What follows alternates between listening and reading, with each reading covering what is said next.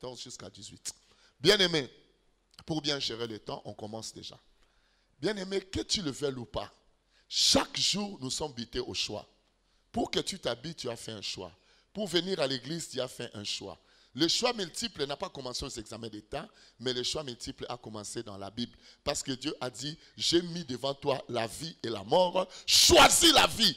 C'est un choix multiple. Un jour, j'ai vu Dieu proposer une punition à choix multiple dans 2 Samuel 24 à David qui avait fait une erreur de faire le dénombrement. Dieu envoie les prophètes Gad pour lui dire, Dieu te propose 3 fléaux. 7 années de famine, 3 mois de fuite et 3 jours de peste. Choisis-en un, comme ça j'irai dire à celui qui m'a envoyé. David a choisi les 3 jours de peste. Donc c'était une punition à choix multiple. Bien aimé dans les seigneurs, le choix. Quand je regarde les matchs à la télé, qu'est-ce que je fais? Si je vois ce Real qui mène, je suis dans Real. Mais si ça tourne, Barcelone gagne, je vais dans Barcelone. Oui, je suis comme ça. J'aime pas avoir des soucis des matchs de football. Je préfère avoir les soucis de la parole de Dieu, comment je vais prêcher, comment je vais apporter la révélation. Mais j'aime pas dormir avec des soucis. Et mes enfants le savent. Quand je regarde la télé, Daddy va changer. Si je regarde, c'est les rouges qui mènent, je pars là-bas. Si ça tourne, je pars de l'autre côté. Je n'aime pas dormir avec des soucis. Mais bien aimé, le choix que je ne changerai pas, c'est Jésus. Quelqu'un dit Amen. N'acceptez pas la forme que le monde te donne, mais accepte la forme que la parole de Dieu te donne. Celui qui dit Amen, que Dieu le bénisse. Voilà pourquoi celui qui est homosexuel, il commet un grand péché. J'ai l'habitude d'entendre les gens dire tous les péchés sont les mêmes. Moi, je dis non. D'abord, il y a un péché que Dieu ne pardonne pas, c'est le péché contre le Saint-Esprit. Ça, je le mets à part. Mais il y a un péché qui est grand. C'est l'homosexualité. La Bible dit que les gens de Sodome étaient méchants et des grands pécheurs contre l'Éternel. Bien aimé, si nous faisons la comparaison, on dit grands pécheurs, c'est qu'il y a aussi des petits pécheurs. Suivez-moi bien. Les gens de Sodome étaient des homosexuels. Mais je vous donne une information qui va bouger vos cœurs. Ça va bouger vos intestins grêles. Cette information, c'est quoi? Celui qui ne sait pas donner à Dieu des bonnes offrandes, celui qui boude l'histoire des offrandes, il pêche grand, il pêche très grand, plus qu'un homosexuel. Je vais me justifier. Merci parce que tu as dit en bon que je me justifie. Alléluia. Je répète, celui qui ne sait pas donner à Dieu des bonnes offrandes, celui qui est mécontent quand on parle des offrandes, celui qui ne comprend pas le domaine des offrandes, il pêche plus qu'un homosexuel. Que je donne le verset, vous allez comparer. Genèse 13, 13 dit, les gens de Sodome étaient méchants et de grands pécheurs contre l'Éternel. Je dis, c'est à cause de l'homosexualité. Mais 1 Samuel 2, 17, j'aimerais que nous puissions lire ensemble. 1 Samuel 2, 17. Que dit la Bible? La Bible dit, oui, ne sois pas trompé par les yeux. Nous avons le Saint-Esprit. Et nous avons un Dieu qui révèle le secret. Quand tu veux t'engager, prie d'abord Dieu. Tu dis, avant que je m'engage, je veux que tu me parles. Dieu peut te dire, n'allez pas là-bas, tu risques de mourir. Le lieu n'est pas bon. Quelqu'un dit Amen. Lui, il est allé vivre à Sodome.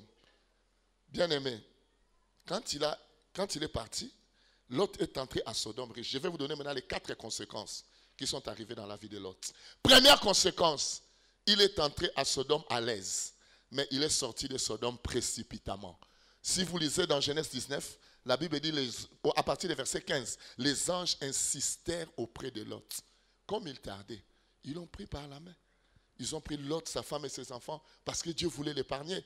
Allez lire Genèse 19, 15 à 17.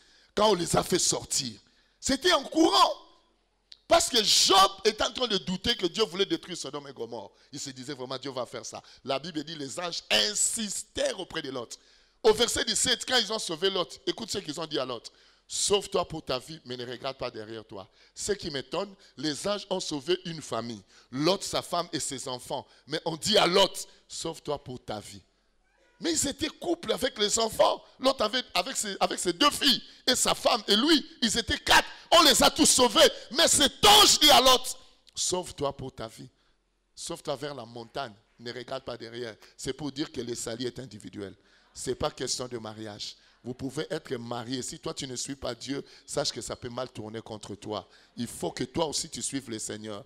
La preuve, première conséquence, il est entré à l'aise, il est sorti précipitamment. Celui qui est pressé oublie toujours quelque chose derrière. Celui qui est pressé de manger les haricots, il peut manger des haricots comme des arachides. Parce que tu es trop pressé, tu es toujours pressé pour manger la viande de porc. Tu vas manger une viande qui n'est pas bien cuite. Bien aimé, ça peut te poser des problèmes. Il ne faut pas être pressé. Tu peux être pressé devant l'agence. On m'a envoyé l'argent, tu te présentes. Bien aimé, tu oublies la carte d'identité. Et devant les guichets, tu te présentes et te dis, mais où est la carte? Tu dis, ah, j'ai oublié parce que tu étais pressé. Quelqu'un dit Amen. Dis à ton voisin, il ne faut pas être pressé, il faut être posé. Première conséquence, il est entré à l'aise, il est sorti précipitamment. Deuxième conséquence, il est entré à Sodome riche, mais il est sorti de Sodome pauvre. Il est entré à Sodome riche, mais il est sorti de Sodome pauvre. Je ne sais pas comment tu es entré dans l'année 2020, mais tu ne sortiras pas de la même manière. L'Éternel te fera quelque chose de bien, ça ne sera pas comme l'autre. Pour toi, si tu étais entré pauvre, que tu sortes riche. Si tu étais entré avec des problèmes, que tu sortes avec des solutions. C'est lui qui dit Amen, que Dieu le bénisse. Troisième conséquence, il est entré à Sodome marié, mais il est sorti de Sodome veuf. Il est entré à Sodome marié et il est sorti de Sodome veuf. Ça ne sera pas ton cas. L'Éternel éloigne cet esprit de mort dans votre foyer au nom puissant de Jésus de Nazareth.